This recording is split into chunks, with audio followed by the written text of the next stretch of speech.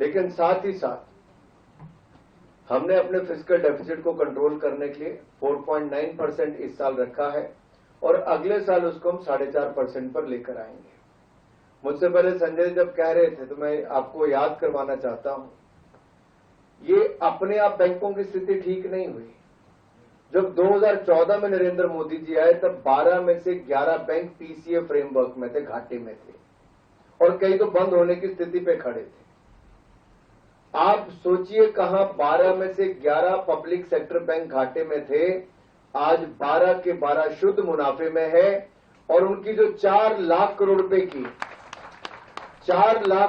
की जो उनकी पूरी मार्केट कैप थी, आज वो बढ़कर 17 लाख करोड़ रुपए से ज्यादा हो गई और शुद्ध मुनाफा उनका साल का 36,000 करोड़ से बढ़कर 1.5 लाख करोड़ रुपया सालाना मुनाफा उनका हो गया है। केवल एसबीआई बैंक का मुनाफा ही 60,000 करोड़ रुपया पहुंच गया। ये बड़ा बदलाव है।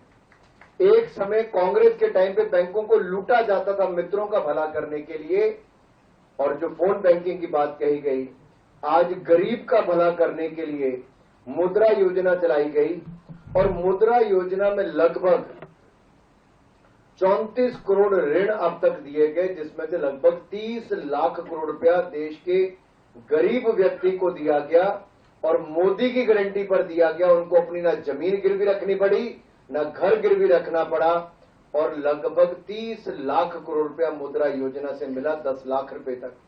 अब उसको बढ़ाकर भी 10 लाख की लिमिट को 20 लाख रुपए इस बार कर दिया गया है। किसी को कोई गारंटी नहीं देनी पड़ेगी, 20 लाख उसको भी कर दिया। स्वनिधि योजना थी जिसमें रेडी पटरी वाला जो शहरों में था उसको 10,000 रुपया मिला, अब उसको 10,000 का 20,000, 20,000 का 50,000 भी मिलना शुरू हो गया। वो डिजिटल पेमेंट करता है, उसको इंटरेस्ट भी बच जाता है और उसका जो बैंकों का स्कोर है क्रेडिट के लिए वो भी लगातार बढ़ गया है।